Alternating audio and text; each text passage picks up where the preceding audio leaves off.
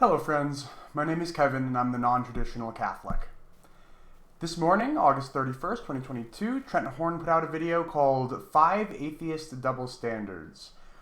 As someone who uses the label atheist, if more out of convenience than out of full fact of the matter, I wanted to respond to this because I think that Trent gets the first 2 points pretty wrong, although I don't necessarily have massive disagreements with points 3, 4, and 5. Points 1 and 2, though, I will spend a little bit of time on. So, starting with point number 1, and I'll let Trent say it in his own words, he says that atheists have a double standard regarding ancient documents. Is the ancient document double standard. This is the idea that the Bible is treated as guilty until proven innocent. That the Bible is just different than any other kind of ancient literature. That's his main point, is that atheists will treat the Bible differently than we will other ancient texts. And I don't think that that's right.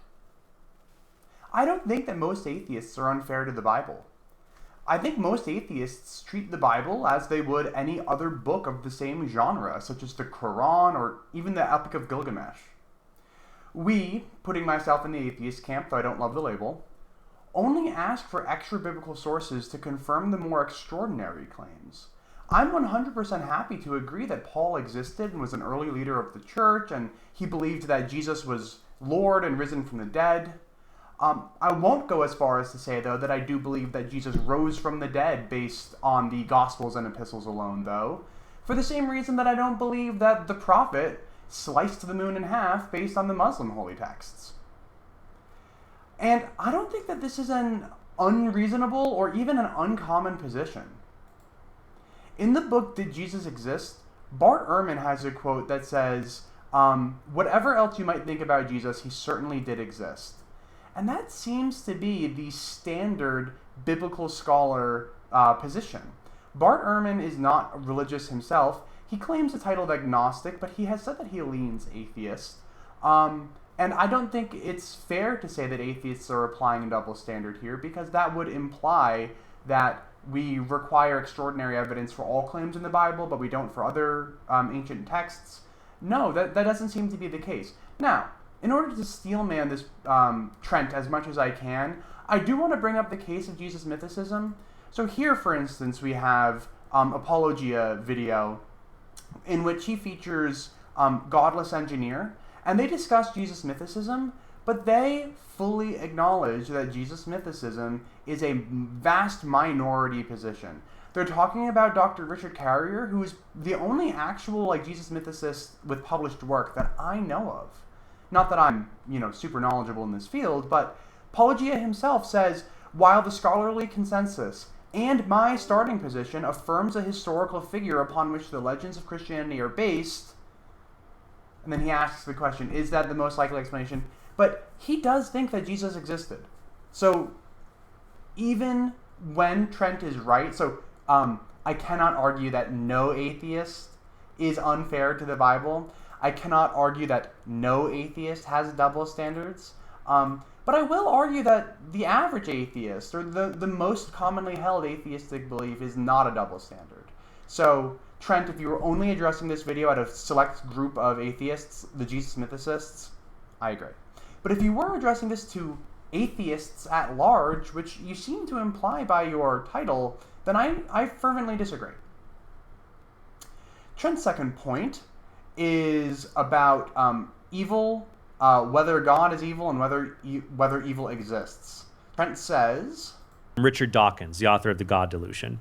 Here's the first quote about the Bible. So Dawkins writes, "The God of the Old Testament is arguably the..." I'm going to pause here partially because I cut off Trent's point. Trent's point was that atheists have a double standard, because atheists will say in one breath that God is evil, but then in the next breath they'll say that evil doesn't exist. So in other words, they are moral anti-realists.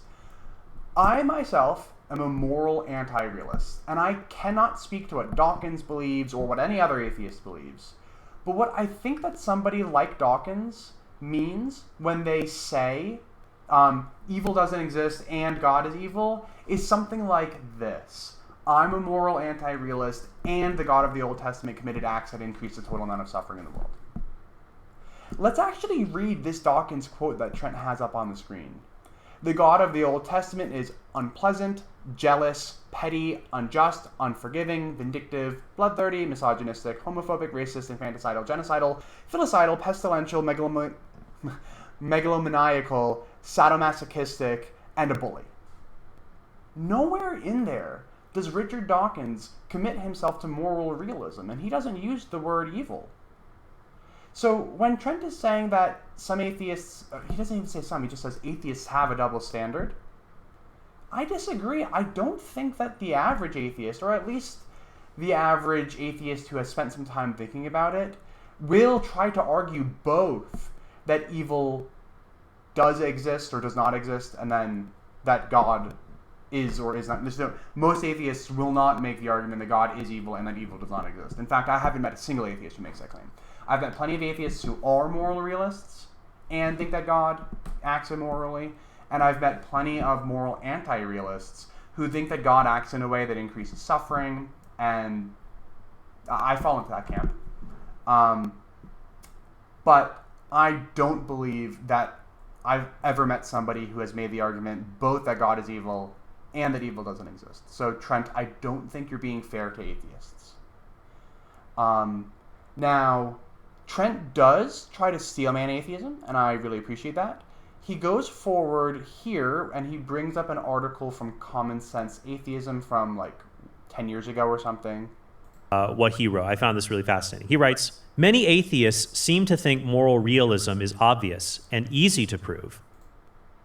So Trent does argue that a lot of atheists are, they won't make the argument that evil does exist. And good on you, Trent. Thank you for trying to steelman the atheist position. I just don't think that this is a double standard, because I don't think that the same ones who are saying that God is evil are the same ones saying that evil doesn't exist.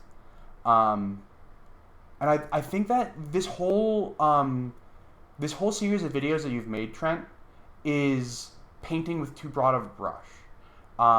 Atheists are a wide and diverse group, and I think that you are trying to combine different atheist positions when there really are no like single set of atheist beliefs. So I don't think that you're really steelman. I mean, the funny thing is that you do steelman the point like later on, but then you'll make the exception and you'll say, okay, so the atheists who fall under this steelman category are not subject to my critique, but the rest of you are. And I think that in truth, the rest of you is really a really small percentage, and that the group that you're steelmanning is probably the vast majority. Now, it's possible that I just have some in-group bias, but just in my personal experience, I haven't met any atheists who want to argue that both God is evil and there is no evil. Point number 3, I don't have too much to disagree with. I will play it just for a moment. 3. Bad Christians are evidence against Christianity. Bad atheists don't prove anything. I just don't think that I've actually met an atheist who will argue that bad Christians prove that like Christianity is false. I've met plenty of atheists who will point to people like Ravi Zachariah and say like, oh, you were supposed to be a pinnacle of what it means to be a Christian, and you know, you did some pretty bad things. And that's bad. I don't think I've met people who say, though, that proves that Christianity is false or anything like that. So that's kind of all that I have to say about this point. I don't disagree with you, Trent, that this would be a bad argument if somebody made it. I just don't know if I've heard too many people make this argument. Point 4, Trent, and I won't even play it. You can read it on the screen, and I might actually have to move it so that you can see it a little better. But Trent says that ridiculing Christian censorship while excommunicating heretical atheists is a double standard. I actually pretty much just agree on this one. I do think that it's wrong to excommunicate, quote-unquote, heretical atheists. So the Richard Dawkins thing, I think, is a little bit ridiculous.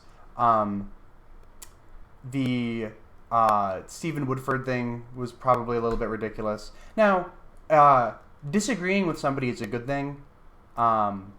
Excommunicating and silencing is not a good thing. I think it's silly that Dawkins's award was like taken away after they gave it to him. But what I will find is that for the most part, like atheists just don't have the power to excommunicate somebody as officially as like the Catholic Church does. There's no governing body of atheists that is able to make the call to excommunicate somebody. So in that sense, Christians and Catholics in particular can do it worse than atheists can, but it's bad when anybody does it. I do agree. Excommunication and silencing are anti-intellectual, whether Christians, Catholics, or atheists are the ones doing the excommunicating. And then Trent's last point is just that it seems like Islam has gotten a free pass, and to the extent that that is true, I would agree. However, I do think that Islam is less and less off limits as time goes on. Yes, Islam should have been on the same pedestal as Catholicism and the rest of the non-Catholic Christianities from the beginning. I agree. But there seems to be a rise in atheists addressing Islam, and I think that this rise is due in large part to the prevalence. So I think that the religious landscape in the United States is very different today than it was 10 years ago and 20 years ago and 30 years ago. The word fundamentalist 10 years ago even, and then this is even more true the further back in time that you go, fundamentalist pretty much only meant really just like evangelical Protestants. But now fundamentalism definitely does apply to Islam and even Catholicism with the, the rad trads, the FSSP and the SSPX to some extent. And so I agree insofar as this is true, but I do think that this is changing. That's about it for today. Thanks for listening. Trent, I'd love to talk to you about these claims sometime. And until next time.